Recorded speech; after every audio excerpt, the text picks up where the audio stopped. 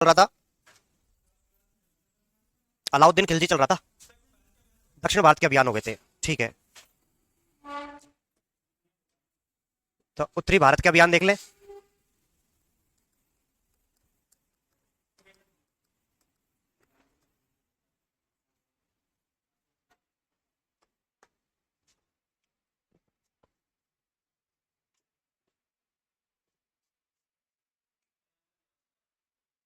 इधर देखो, उत्तरी भारत के जो अभियान है उनके बारे में ज्यादा डिटेल अपन नहीं पढ़ेंगे, क्योंकि ज्यादातर राजस्थान में हुए थे और राजस्थान का जो इतिहास है उसमें पूछे जाते हैं। ठीक है, अपन मोटा मोटी थोड़ा थोड़ा सा देख लेते हैं। उत्तरी भारत के अभियानों में जो पहला अभियान आता है अपना गुजरात अभियान आता है एक तो। ठीक है, 1298 का। कब का है? 1298 का है। सोमनाथ मंदिर को लूटा जाता है। किसको लूटता है? सोमनाथ मंदिर को। और यहां पे जो शासक हुआ करते थे वो थे कर्ण बघेला। ठीक है, हाँ इधर देखो, गुजरात अभियान जो करता है 1298 में, सोमनाथ मंदिर, कर्ण बघेला। ठीक है, कर्ण बघेला यहाँ का शासक हुआ करता था। कर्ण बघेला क्या है? शासक है। इसके जमाने में क्या हुआ है? अटैक हुआ है, और अटैक गुजरात अभियान के नाम पे जाना जाता है। और थोड़ा सा मैं बता देता हूं, देखो यहां पे आपका दिल्ली पड़ता है क्या? इधर राजस्थान का मेवाड़ वाला एरिया है, नीचे गुजरात है। ठीक है, तो दिल्ली से जाते हैं, तो दिल्ली से जाते वक्त ये मेवाड़ होकर के गए थे। कहां से गए थे? मेवाड़ होकर के। गुजरात पे अटैक करने के लिए मेवाड़ होकर के जाते हैं। तो मेवाड़ के अंदर जो राजा थे उनका नाम आता है समर सिंह। समर सिंह कौन है? तो रानी पद्मनी का नाम आप लोगों ने सुना होगा, सुना है क्या? रानी पद्मनी जो थी उनके ससुर हैं ये, यानी कि रतन सिंह जी के पापा हैं। ठीक है, मेवाड़ के शासक हैं। इन्होंने क्या किया था, इनकी जो सेना जा रही थी इनके राज्य में से होकर के, तो उनसे टैक्स वसूला था। यानी कि अलाउद्दीन खिलजी की जो सेना थी उससे टैक्स वसूलने का काम कौन करता है? मेवाड़ का राजा समर सिंह। तो ये मेन टारगेट करके आए थे, भैया अपन को गुजरात पे जाकर के अटैक करना है। तो इन्होंने इससे उलझना मुनासिब नहीं समझा, और उन्होंने सोचा कि अगर अपन यहाँ पे उलझ गए तो अपन को भी सैनिक शक्ति जो है अपनी कमजोर हो सकती है गुजरात अभियान तक पहुंचने से पहले। तो इन्होंने यहाँ पे टैक्स देकर के आगे बढ़ जाते हैं। आगे बढ़ते हैं, गुजरात पहुंचते हैं, सोमनाथ मंदिर को लूटते हैं, कर्ण बघेला को पराजित करके यहाँ से लूटपाट करके जब वापस आ रहे होते हैं तो ये सोचते हैं कि यार इस रास्ते से न जाकर के अपन कहां से चलते हैं? इधर वाले रास्ते से चलते हैं, यानी कि जालोर वाला जो रास्ता है यहां से चलते हैं। जालोर के अंदर जो राजा हुआ करते थे वो थे कानड़देव। जालोर में कौन थे? कानड़देव। तो जालोर के अंदर भी इनकी सेना पे से लूटपाट जो करके धन लेकर के आए थे उसको लूट लिया जाता है। ठीक है, तो ये छोटी सी कहानी आती है। क्लियर है? ये अपने काम की बातें नहीं है, ये सारी सारी जो बातें हैं राजस्थान जी के अंदर आती है। अपन को काम क्या याद रखना है कि गुजरात अभियान जो 1298 में हुआ था, सोमनाथ मंदिर लूटा जाता है, कर्ण बघेला उस समय पे क्या था? राजा था। इसके बाद में रणथंबोर विजय। रणथंबोर विजय। रणथंबोर विजय जो होती है वो होती है 1301 के अंदर। कब होती है? 1301 के अंदर होती है। ये राजस्थान का प्रथम शाखा है। क्या है? राजस्थान का प्रथम शाखा। ठीक है, और यहां पे जो शासक था उस शासक का नाम आता है हम्मीर देव चौहान। क्या नाम है? हम्मीर देव। ठीक है, यहां पे गद्दारी कर देते हैं इनके रणमल और रतिपाल करके, इस वजह से ये हार जाते हैं, इनको शाखा करना पड़ता है। ठीक है, केसरिया करना पड़ता है। इनकी रानी जो होती है वो जौहर करती है, तो दोनों को मिला करके क्या बन जाता है? शाखा। तो ये राजस्थान का पहला शाखा है। ठीक है, आगे बात करते हैं। रणथंबोर विजय के बाद में ये विजय करता है चित्तौड़गढ़ विजय। चित्तौड़गढ़ विजय। चित्तौड़गढ़ विजय करी जाती है 1303 के अंदर। यहां पे शासक कौन था? तो रतन सिंह थे। शासक कौन था? रतन सिंह। वो जो आप पद्मनी वाली स्टोरी सुनते हो ना, वो यहीं की है। ठीक है, तो शासक रतन सिंह है, और यहां पे ये क्या है? राजस्थान का, एक सेकेंड, सबसे बड़ा शाखा है। ये क्या है? राजस्थान का सबसे बड़ा शाखा। ठीक है, रतन सिंह जो होते हैं वो प्रेम करते थे किससे? इनकी रानी पद्मनी से। रानी पद्मनी की खूबसूरती के बारे में जो ये सुनते हैं वो इनके एक तोता होता है, हीरामन प्रजाति का तोता होता है, उस तोते से सुनते हैं। तोते से पूछते हैं कि यार तू तो सब जगह घूमता रहता है, तो तेरे को पता होगा कौन बढ़िया है? तो हीरामन कहता है कि, जो हीरामन प्रजाति का जो तोता है वो बोलता है कि यहाँ पे तो कुछ है नहीं आपके भारत के अंदर, तो श्रीलंका के अंदर है एक बढ़िया, जैकलिन फर्नांडिस, श्रीलंका में तो है। ठीक है, तो रानी पद्मिनी जो है उनकी खूबसूरती का जिक्र करता है तोता। कहता है कि इतनी खूबसूरत है कि जब पानी पीती है ना तो पानी आर पार ऐसे दिखता है, गट गट गट। नहीं दिख, अब यार कॉमन सेंस लगाने वाली बात है। अगर अभी अंग्रेजों को अपन देखें, सबसे ज्यादा गोरी वही होती है, अब वो पानी पीते तो उनके दिखता है क्या? तो फिर ये फालतू की बातें क्यों कर रहे हो? कहने का मतलब है कि सुंदर थी, गोरी बुरी थी। ठीक है, उनका कहने का मतलब है कि इतनी सुंदर थी, इतनी गोरी थी कि वो पानी भी पीती है तो पारदर्शी रूप में ऐसे दिखता है गले में से। हैं? कौन होते हैं? धोखेबाज। अच्छा ठीक है, हाँ हाँ होते हैं भैया, अंग्रेज धोखेबाजी तो होते हैं। इधर देखो, तो इसके बाद में घर पे पहुंच जाते हैं, ब्याह करके ये वहीं पे पहुंच जाता है। सिंगल द्वीप बोलते हैं उसको। श्रीलंका को पहले क्या कहा जाता था? सिंगल द्वीप। वहां जाकर के वो बाहुबली वाली स्टोरी नहीं है क्या? सेकंड, अगर बाहुबली आप लोगों ने देखी हो तो बाहुबली जाता है बेस बदल करके, फिर बाद में उसको पता लगता है ये कौन है, फिर वो कहता है ये महान माहिष्मती सम्राट के हैं शासक है। वैसे उनको पता चलता है ये भी महान मेवाड़ साम्राज्य के सिसोदिया वंश के राजा हैं, सिसोदिया से पहले वाले हैं। तो ठीक है, तो ये बात है रतन सिंह जी की। रतन सिंह जी ब्याह करके ले आते हैं पद्मिनी को। एक दिन दोनों बैठे हुए थे, राघव चेतन थोड़ा सा ऐसे गेट का दरवाजा था उसमें से देख रहा था अंदर क्या चल रहा है। ये बात की जानकारी जैसे मिलती है पद्मिनी को कि कोई बाहर से देख रहा है, तो वो राघव चेतन जो था उनका पंडित था, वो जो देखने वाला था, तो उसको सजा देने के लिए वो जाता है, तो उसका काड़ा मुंडा करके बाहर भेज दिया जाता है उसको कि जा। अब वो काड़ा मुंडा करके जब उसको भेजा जाता है बेइज्जती करके राघव चेतन की, तो राघव चेतन सीधा जाता है किसके पास में, अलाउद्दीन खिलजी के पास में। अलाउद्दीन खिलजी से कहता है कि तेरी जो बेगम है चिमना बेगम, ये तो फर्जी है। मतलब क्यों फर्जी है? क्योंकि वो चिमना बेगम थी, वो भी किसी एक मंगोल था उसके साथ में भाग करके रणथंभौर आ गई थी, मतलब उसका जो आशिक था वो रणथंभौर आ गया था, उसी के वजह से ये रणथंभौर विजय होती है। ठीक है, वो एक अलग स्टोरी है, अपन बात कर लेते हैं यहाँ पे। तो अलाउद्दीन खिलजी को बताता है कि ऐसे ऐसे सुंदर सी एक कन्या है, रानी है, तो आप चाहो तो अटैक कर सकते हो। तो ये जाता है, घेर करके बैठ जाता है, 7 महीने तक घेरा डाले रहता है चित्तौड़गढ़ के दुर्ग के सामने। पार नहीं पड़ती है लास्ट में जाकर के, जब उनका अन्न खत्म होने लगता है, रसद सामग्री की कमी आने लगती है, तो दरवाजे खुलते हैं, केसरिया होता है, उधर से जौहर होता है। ये स्टोरी आती है चित्तौड़गढ़ विजय की। तो शासक कौन है? रतन सिंह जी है। ये राजस्थान का सबसे बड़ा शाखा है। राजस्थान का पहला शाखा तो कौन सा है? रणथंभौर वाला। और राजस्थान का सबसे बड़ा कौन सा है? चित्तौड़गढ़ वाला। ये 1301 में होता है, ये 1303 में होता है। ठीक है, चित्तौड़गढ़ विजय के बाद में ये करता है, जालौर के साथ में संधि होती है पहले।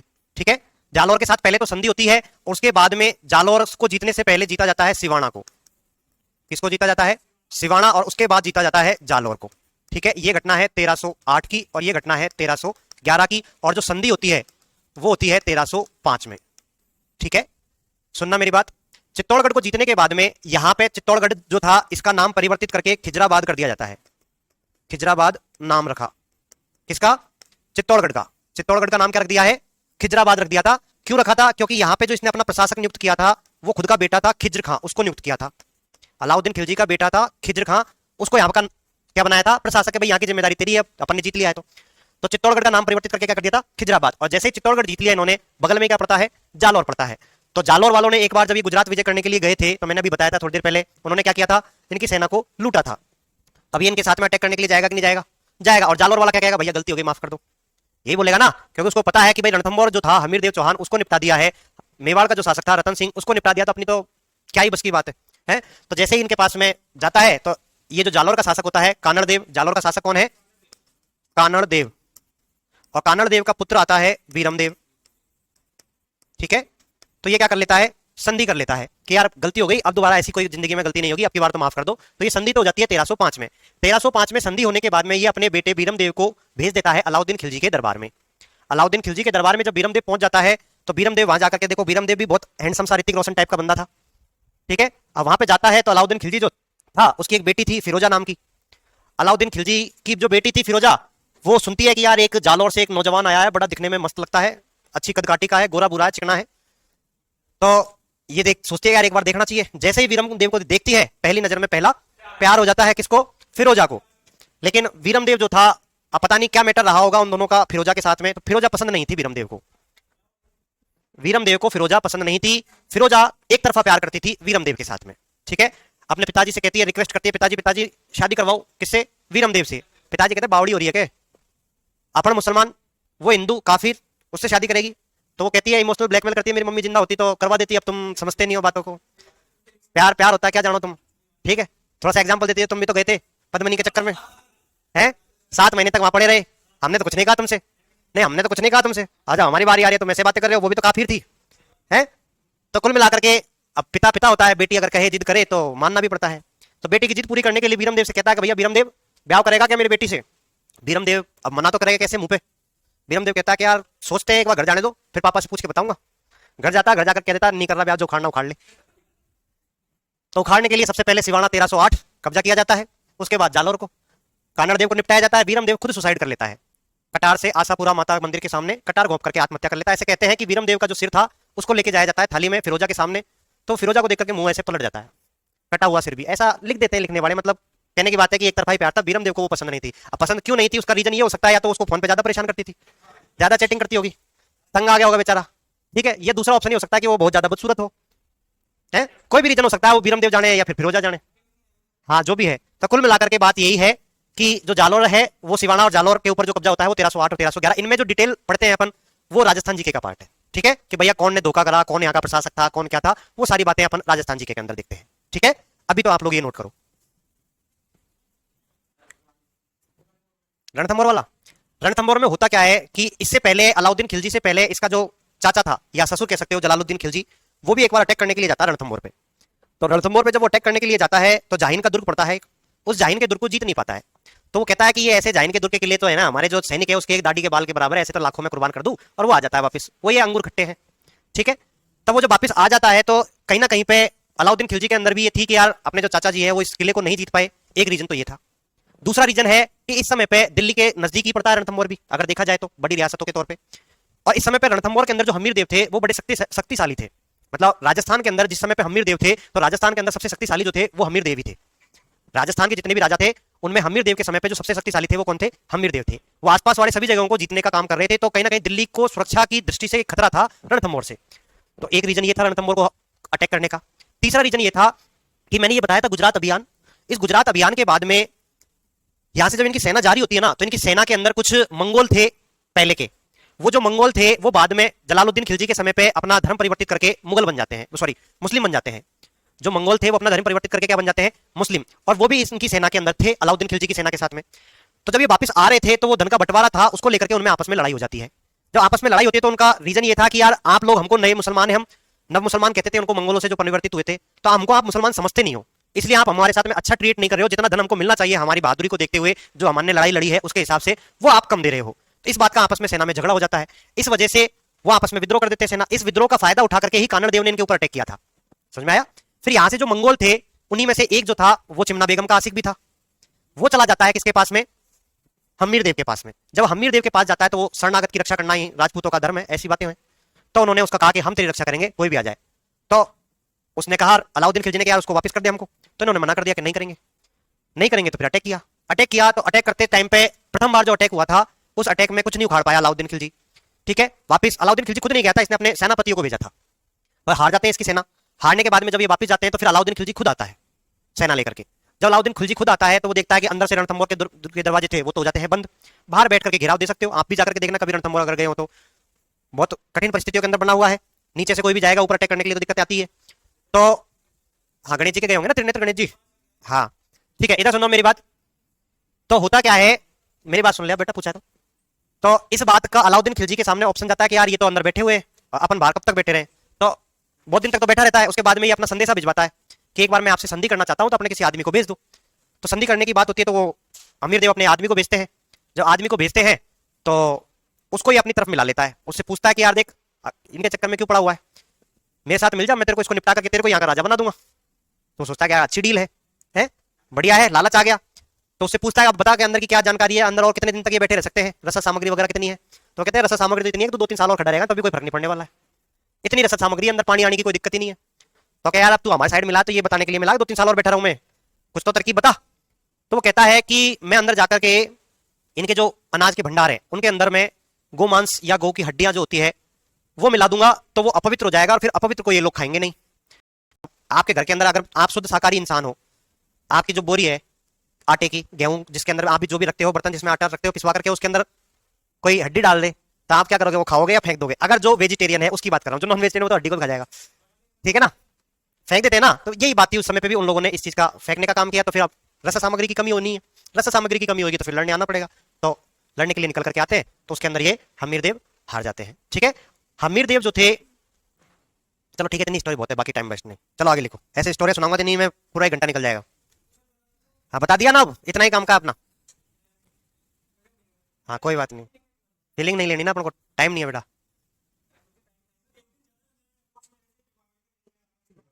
मैं तेरे को अलग से ही सुना दूंगा। हाँ हाँ ठीक है, लेकिन अब ये तो लिखो, एक बार लिख लिया कि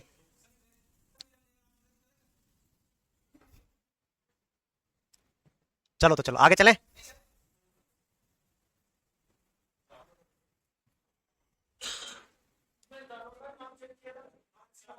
क्या? सिवाना का नाम चेंज किया था, खैराबाद किया था, खैराबाद।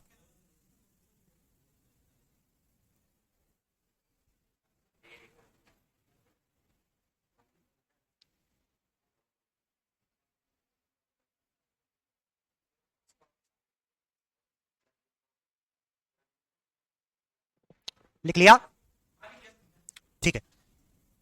अब बात कर लेते हैं इसकी कुछ स्थापत्य कला से रिलेटेड। स्थापत्य कला।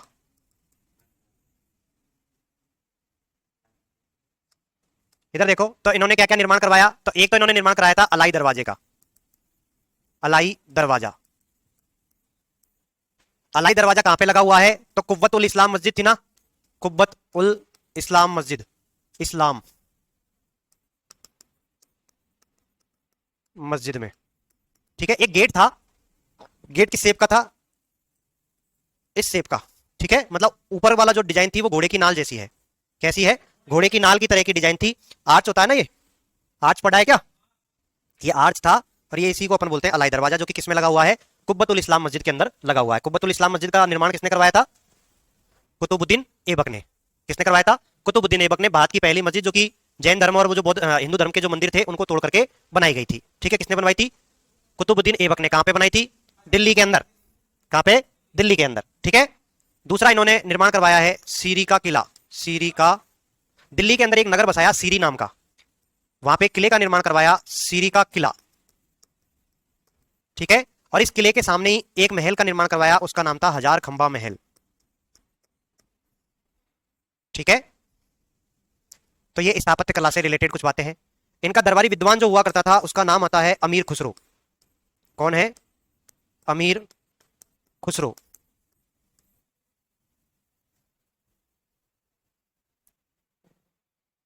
इनकी पुस्तक जो है वो भी लिख लो। एक पुस्तक तो है वस्त उल हयात, वस्त उल हयात।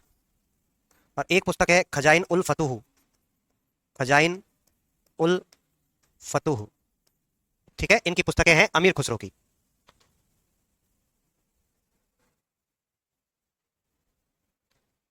ठीक है, तो ये स्थापत्य कला से रिलेटेड बातें हो गई, ये विद्वान हो गया। आगे चलें।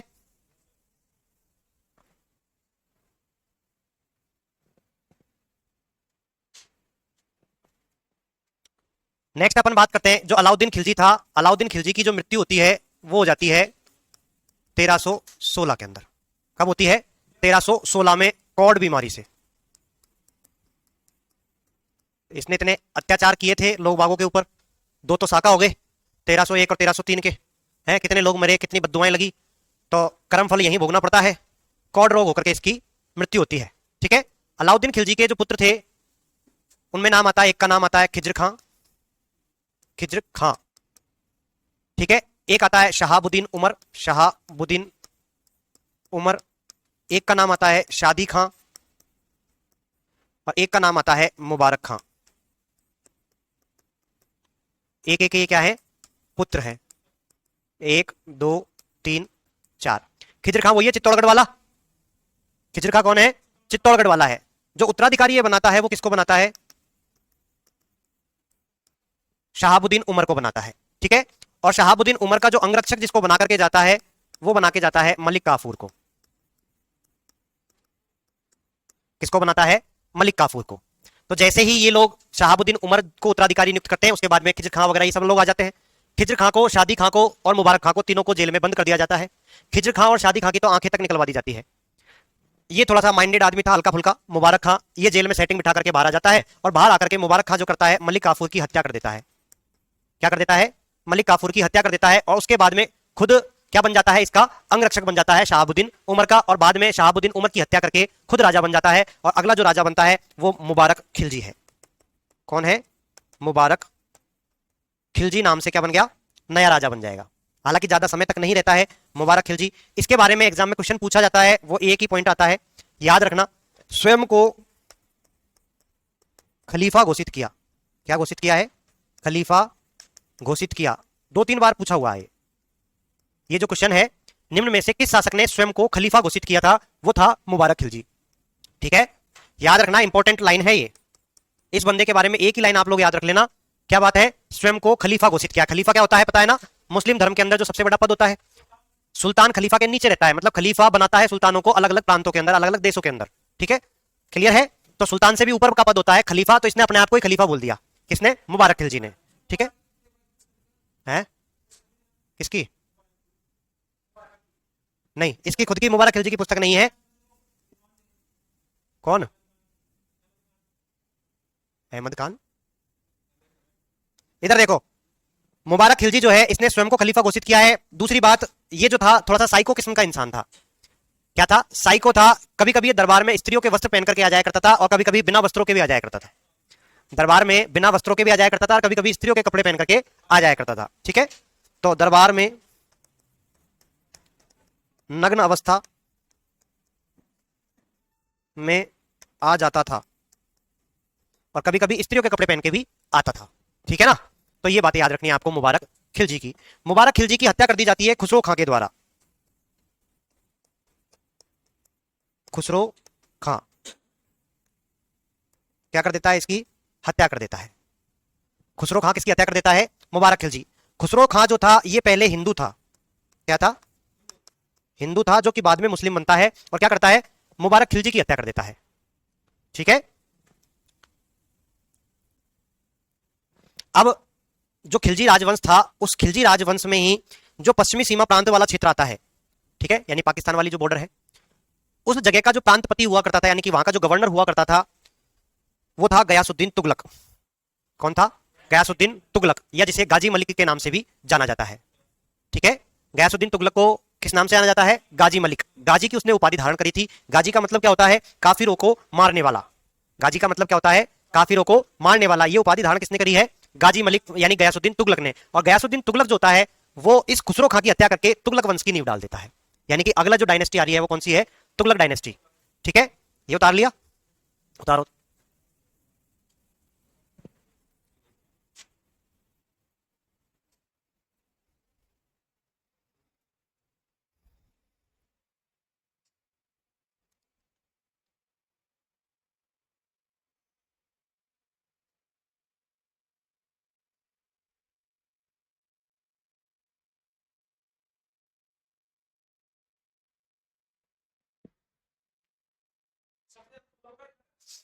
वो तो तेरे को पता होगा ना, पढ़ा तो दिया।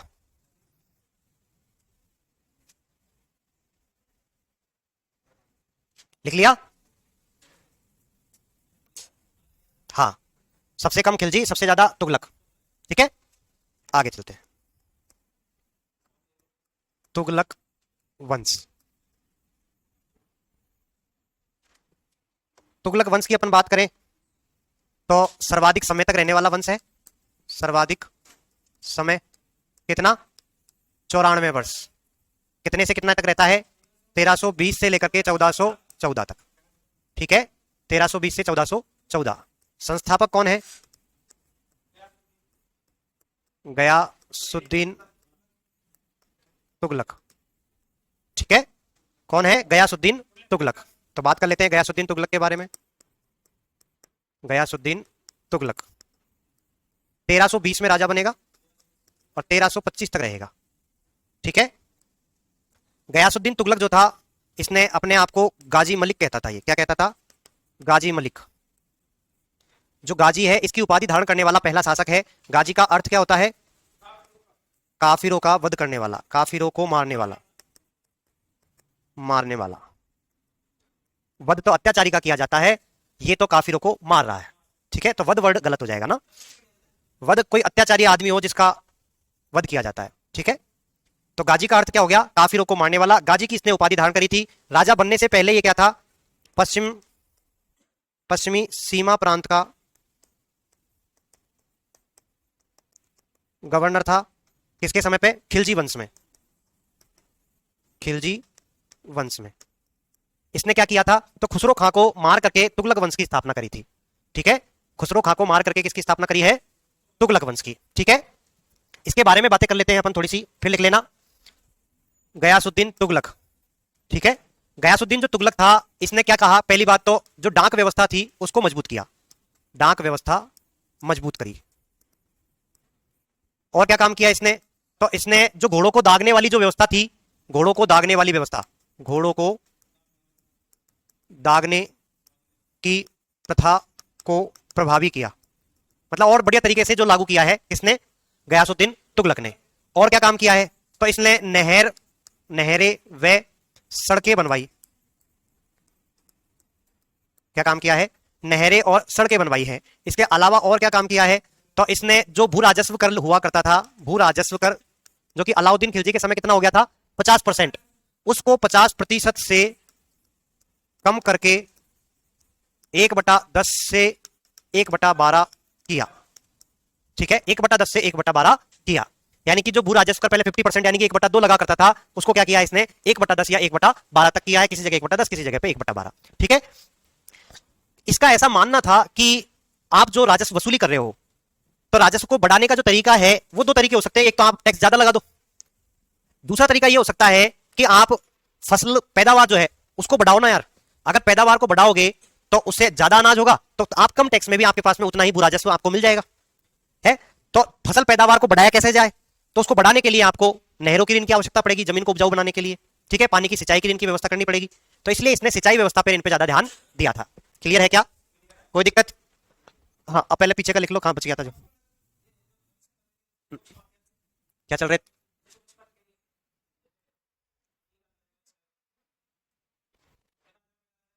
हाँ, किसने? गयासुद्दीन ने नहीं, मोहम्मद बिन तुगलक ने किया था। मोहम्मद बिन तुगलक ने यह किया था कि जो वाजिब आदमी जो है वही राजा के लिए नहीं कहा था, लेकिन वो और जो पद, मैं बताता हूं। मोहम्मद बिन जो तुगलक है, उस अभी इसके बाद अपन पढ़ेंगे तब मैं बताऊंगा और इसके बारे में ना, अभी फालतू टाइम वेस्ट नहीं।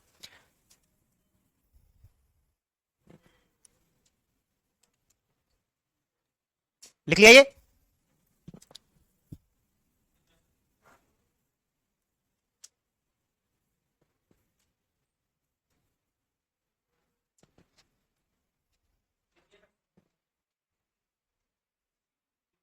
जीटी मतलब गयासुद्दीन तुगलक, गौरव टावर नहीं है।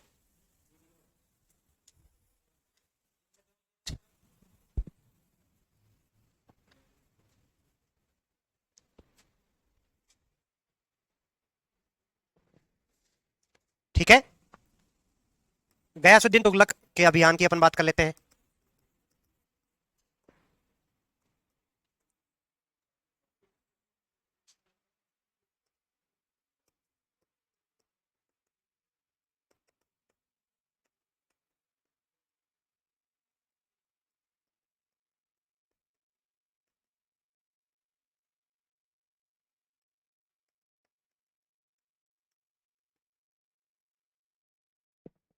ठीक है, जो गयासुद्दीन तुगलक था उसने तेलंगाना जो था उसको अपने, अब देखना एक बात सुनना मेरी बात, अलाउद्दीन खिलजी जो था उसने क्या किया था, दक्षिण भारत के जो राज्य हुआ करते थे उन राज्यों को अपने साम्राज्य में मिलाया नहीं था। उसने क्या किया था, उनसे धन लिया, उनके साथ में संधि करी कि भैया आप हमको हर साल टैक्स वगैरह देते रहोगे, आप ही राजा रहो। ये उसकी नीति रही थी दक्षिण भारत के राज्यों के प्रति। लेकिन यहाँ पे गयासुद्दीन जो तुगलक है वो क्या कर रहा है, जैसे तेलंगाना जो विजय करी है तो उसने तेलंगाना को अपने साम्राज्य के अंदर मिला लिया है। समझ में आ रहा है, यानी वहां के राजा को निपटा करके इसने क्या कर लिया है, अपने साम्राज्य के अंदर इसको मिला लिया है। ठीक है ना, तो तेलंगाना विजय करी है और तेलंगाना का नाम परिवर्तित करके रख दिया है सुल्तानपुर। सुल्तानपुर, ठीक है, ये एग्जाम में पूछा हुआ क्वेश्चन है, नाम परिवर्तन। ठीक है, एग्जाम में पूछा हुआ था कि गयासुद्दीन तुगलक जो था उसने तेलंगाना विजय के उपरांत उस तेलंगाना का नाम क्या रखा था, क्या रखा है, सुल्तानपुर। ठीक है, दूसरी बात, तेलंगाना विजय के लिए गयासुद्दीन तुगलक खुद नहीं गया था, इसने अपने पुत्र को भेजा था। किसको भेजा था, अपने पुत्र को भेजा था, और जो पुत्र था उस पुत्र का नाम आता है जूना खां। किसको भेजा है, जूना खां। ये जूना खां ही भविष्य में मोहम्मद बिन तुगलक के नाम से राजा बनेगा। ठीक है, ये जो जूना खां है यही बाद में किस नाम से राजा बनेगा, मोहम्मद बिन तुगलक के नाम से राजा बनेगा। तो जीटी ने जो गयासुद्दीन तुगलक ने तेलंगाना विजय करवाई थी वो जूना खां के नेतृत्व में हुई है। किसके नेतृत्व में हुई है, अपने बेटे जूना खां। तेलंगाना के ऊपर दो बार अटैक हुआ था, एक बार हुआ था 1321 में, एक बार हुआ था 1323 में। ये असफल आक्रमण रहा था और ये सफल आक्रमण है। ठीक है, यानी कि तेलंगाना को जो जीता था उस समय 1321 में पहली बार अटैक करने गया था जूना खां, उस समय पे इसको सफलता हाथ नहीं लगती है। उसके बाद 1323 में दोबारा लड़ता है और तब ये जीत पाता है। ठीक है, तो तेलंगाना का नाम परिवर्तित करके सुल्तानपुर कर दिया गया है। ठीक है, तिरहुत जो पड़ता है ये आपका उड़ीसा के अंदर पड़ता है। तेलंगाना को जीतने के बाद सीधा जूना खां इधर की तरफ जाता है, तिरहुत सॉरी बिहार में पड़ता है, बिहार। ठीक है, तिरहुत कहां पड़ता है, बिहार के अंदर पड़ता है। तो ये उड़ीसा को जीतता हुआ बिहार की तरफ निकलता है। ठीक है, इनको जीतता हुआ दक्षिण भारत की तरफ से, और कहां पे आता है, बिहार की तरफ आता है। और इधर से जो गयासुद्दीन तुगलक होता है वो स्वयं जाता है कहां पे, बंगाल विजय के लिए। इधर सुनना, गयासुद्दीन तुगलक खुद कहां पे जाता है, बंगाल जाता है। बाकी जगह पे किसको भेजा है, अपने बेटे को भेजा है। बेटा कौन है, जूना खां। जूना खां ही बाद में किस नाम से राजा बनेगा, मोहम्मद बिन तुगलक के नाम से राजा बनेगा। क्लियर है, बंगाल खुद कौन जाता है, गयासुद्दीन तुगलक। ठीक है, कब की घटना है, 1325 की घटना है। सुनना मेरी बात, सुनना, जब ये बंगाल के अंदर होता है उस समय पे गयासुद्दीन तुगलक के यहाँ पे एक सूफी संत हुआ करते थे, निजामुद्दीन ओलिया। नाम सुना होगा आपने, निजामुद्दीन ओलिया। निजामुद्दीन ओलिया के साथ में इनका कुछ खिटपिट हो जाती है, बात बिगड़ जाती है। ठीक है, ऐसा कुछ होता है कि जूना खां जो होता है उसको आशीर्वाद देते हैं कि बेटा तू बनेगा राजा। ठीक है, तो ये बात का पता चलता है गयासुद्दीन तुगलक को, अच्छा तू ज्यादा नेता बन रहा है क्या, मेरे आने से पहले पहले निकल लेना वरना उड़वा दूंगा। तब फिर निजामुद्दीन ओलिया ने उससे कहा था कि हुनूस दिल्ली दुरस्त। ठीक है, यानी कि सुल्तान अभी दिल्ली दूर है, एक बार दिल्ली तो आ, फिर पता चलेगा कि किसको जाना चाहिए। तो ऐसा कहते हैं कि जब ये बंगाल विजय से जब लौट रहा था तो इसके द्वारा, गयासुद्दीन तुगलक के द्वारा एक तुगलकाबाद शहर बसाया गया था दिल्ली के पास में ही। उसी से थोड़ा सा और आगे चल करके अफगानपुर एक गांव पड़ता था, उस गांव के अंदर जो ये बंगाल विजय की थी इसकी खुशी के अंदर एक भव्य समारोह आयोजित किया जा रहा था। एक लकड़ी के महल के अंदर, लकड़ी का महल बनवाया गया था।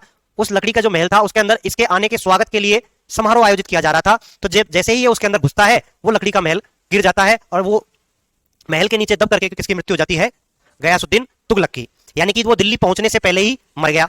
यानी कि निजामुद्दीन ओलिया ने जो बात कही थी हुनूस दिल्ली दुरस्त, वो इसके लिए कही थी और ये दिल्ली कभी पहुंच भी नहीं पाया। तो एग्जाम में पूछ लिया जाता है निजामुद्दीन ओलिया ने किसके लिए कहा था हुनूस दिल्ली दुरस्त, यानी दिल्ली अभी दूर है, तो गयासुद्दीन तुगलक के लिए कहा था। और गयासुद्दीन तुगलक का जो बेटा था उसी ने लकड़ी का एक महल बनवाया था, जूना खां ने ही। अब लोग बात कहते हैं पता नहीं जूना खां की प्लानिंग थी कि नहीं थी, ये बात की बातें हैं कि मैं मरूंगा जब ऊपर जाकर के पूछूंगा, मुलाकात होगी तब कि भैया वास्तव में जेन्युइनली मारा था या फिर गलती से हो गया था। ठीक है ना, मैं तुम लोगों के पास में सूचना पहुंचवा दूंगा, ठीक है ना, भूत बन के। ठीक है, तो ये बात है। तो ये वाली बातें भी अपन लिख लें यहीं पे थोड़ी सी। मैं नाम लिख दूं निजामुद्दीन ओलिया, निजामुद्दीन ओलिया। ये क्या है, तो ये सूफी संत हैं। इन्होंने क्या कहा था, हुनोज दिल्ली दूरस्थ,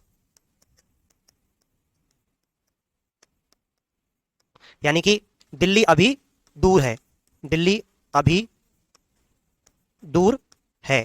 किसके लिए कहा है, गयासुद्दीन तुगलक के लिए। और गयासुद्दीन तुगलक की मृत्यु हो जाती है कहां पे, 1325 में मृत्यु कहां पे होती है, तुगलकाबाद, तुगलकाबाद के निकट अफगानपुर कस्बे में लकड़ी के महल के गिरने के कारण। ठीक है, अगर आपसे पूछ ले तुगलकाबाद शहर को बसाने वाला कौन था, तो वो भी गयासुद्दीन तुगलक था। ठीक है, गयासुद्दीन तुगलक ने बसाया। और जो ये लकड़ी का महल है, लकड़ी का जो महल है, ये महल किसने बनवाया था, जूना खां द्वारा। ठीक है, क्लियर है क्या, तुगलकाबाद शहर बसाने वाला कौन था, गयासुद्दीन तुगलक था, और जो लकड़ी का महल बनवाने वाला था वो जूना खां था। पीछे का लिख लिया था, लिखो।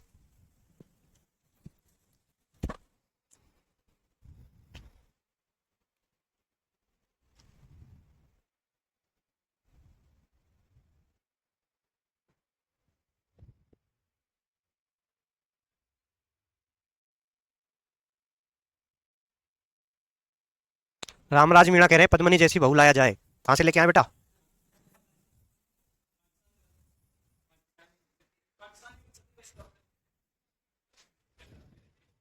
पाकिस्तान से तो देख लिया ना कैसी आई है। अच्छा, तू लिया तो बढ़िया है, अच्छी बात है भैया। ये लिख लिया क्या,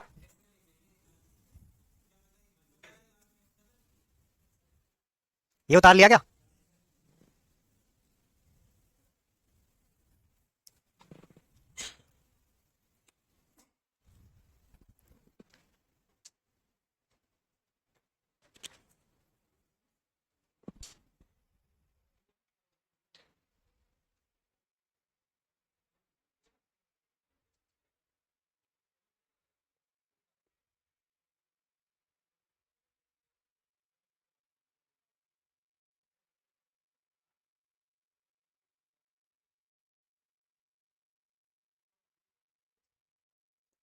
चले आगे।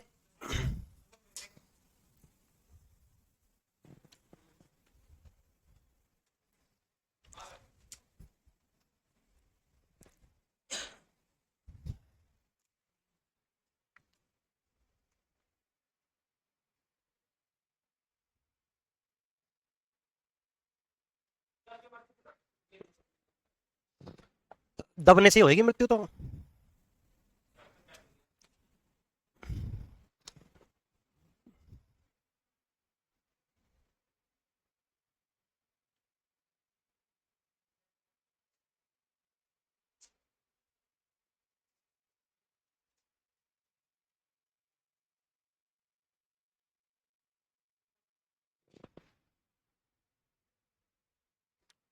लिख लिया? ठीक है। इसके बाद अगला जो राजा बनेगा कौन बनेगा?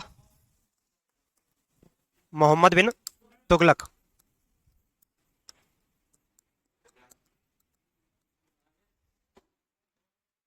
मोहम्मद बिन तुगलक।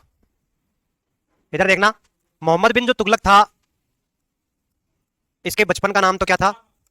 बचपन का नाम जूना खां। ठीक है, लेकिन इसको पागल राजा या रक्त पिपासु, ये दो पदवी भी दिया गई थी।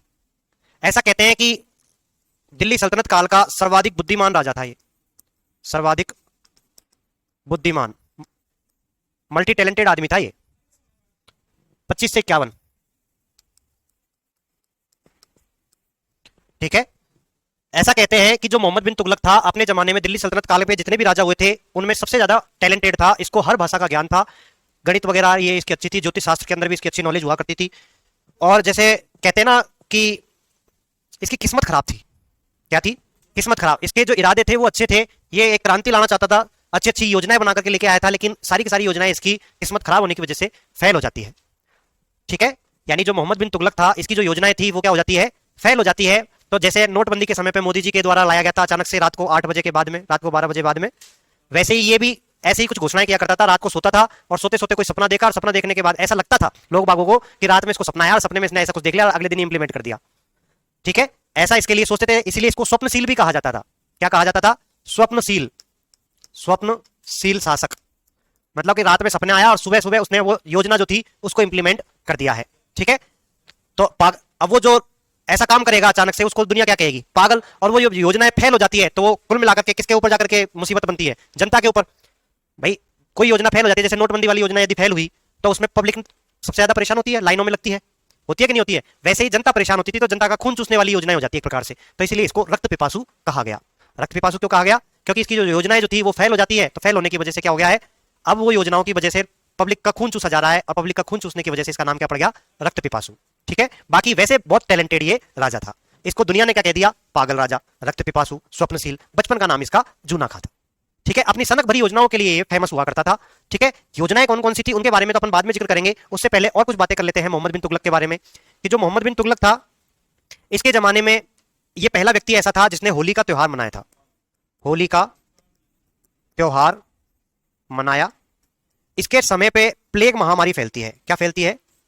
प्लेग महामारी फैलती है। इसके टाइम पे क्या फैलती है? प्लेग महामारी फैलती है। और इसके अलावा अपन बात करते हैं कि जो मोहम्मद बिन तुगलक था, इसके समय पे सर्वाधिक विद्रोह होते हैं। क्या होते हैं? सर्वाधिक विद्रोह होते हैं। यानी कि इसी का जो राज्य था वो राज्य इतना फैल जाता है, यानी कि पूरा अगर कश्मीर और बलूचिस्तान को यदि छोड़ दिया जाए तो पूरा भारत और पाकिस्तान वाला जो क्षेत्र है उस पूरे के ऊपर कब्जा कर लिया था मोहम्मद बिन तुगलक ने। ठीक है, क्लियर है? यानी कि मोहम्मद बिन तुगलक ने बलूचिस्तान और कश्मीर को यदि छोड़ दे तो संपूर्ण भारत के ऊपर कब्जा कर लिया था। लेकिन अब इतना बड़ा एरिया है, संभाल पाना मुश्किल होगा, तो इसी वजह से सबसे ज्यादा विद्रोह भी इसी के समय पे होते हैं। और लास्ट में इन विद्रोह को दबाते हुए सिंध प्रांत का जो विद्रोह था उसको ये दबा रहा होता है। उस समय पे इसको बुखार आ जाता है और उसके बाद में ये मर जाता है। ठीक है, 1351 में इसकी मृत्यु हो जाती है। सर्वाधिक इसके समय पे विद्रोह होते हैं, उन्हीं में से दो इंपॉर्टेंट आते हैं आपके। दो विद्रोह इंपॉर्टेंट है, यानी कि दो राज्य इससे अलग हो जाएंगे। यानी कि इसका जो साम्राज्य था उसमें से दो राज्य अलग निकल करके आएंगे। कौन कौन से? एक है आपका विजयनगर, विजयनगर साम्राज्य, और दूसरा है बहमनी। ठीक है, विजयनगर 1336 में और बहमनी 1347 में। विजयनगर के संस्थापक हरिहर एवं बुक्का, दो भाई थे, हरिहर एवं बुक्का संस्थापक। ठीक है, और इधर से बहमनी जो था इसका जो संस्थापक है वो अलाउद्दीन बहमन शाह है। अलाउद्दीन बहमन शाह। ठीक है, यानी विजयनगर साम्राज्य जो है 1336 में अलग हो जाता है इसके साम्राज्य के अंदर से। उसके संस्थापक कौन है? हरिहर एवं बुक्का है। कौन है? हरिहर एवं बुक्का। वैसे ही बहमनी राजवंश भी निकल करके आता है और इसके संस्थापक कौन है? अलाउद्दीन बहमन शाह। ये 1336 की घटना है और ये 1347 की घटना है। ठीक है, टोटल लगभग 22 विद्रोह होते हैं। कितने होते हैं? 22, जिनमें से दो ये इंपॉर्टेंट है। और सिंध प्रांत वाला जो है विद्रोह उसको दबाते हुए 1351 में इसकी मृत्यु हो जाती है। इसके समय पे दक्षिणी अफ्रीका से एक यात्री आता है, नाम अगर आप लोगों ने सुना हो तो इब्ने बतूता। सुना है ना? इब्ने बतूता इन्हीं के जमाने में आता है। दक्षिण अफ्रीकी यात्री, दक्षिण Ibn Battuta, Ibn Battuta Bharat आया। इसने एक पुस्तक लिखी थी, पुस्तक का नाम है रहला। इसी को सफरनामा भी कहा जाता है। क्या कहा जाता है? सफरनामा। ठीक है। इब्ने बतूता को ये काजी भी बनाता है। क्या बनाता है? काजी नियुक्त करता है। इब्ने बतूता को क्या करता है? ये काजी भी बनाता है। काजी तो जानते हो ना, जो न्याय करता है, न्यायाधीश। मुस्लिमों के अंदर जो न्यायाधीश होता है वो काजी होता है। ठीक है। जब मियां बीबी राजी तो क्या करेगा काजी? कहावत सुनिए ना, वही काजी है। ठीक है। तो आगे की बातें नेक्स्ट क्लास में है ना, पीछे मैं अभी कर देता हूं।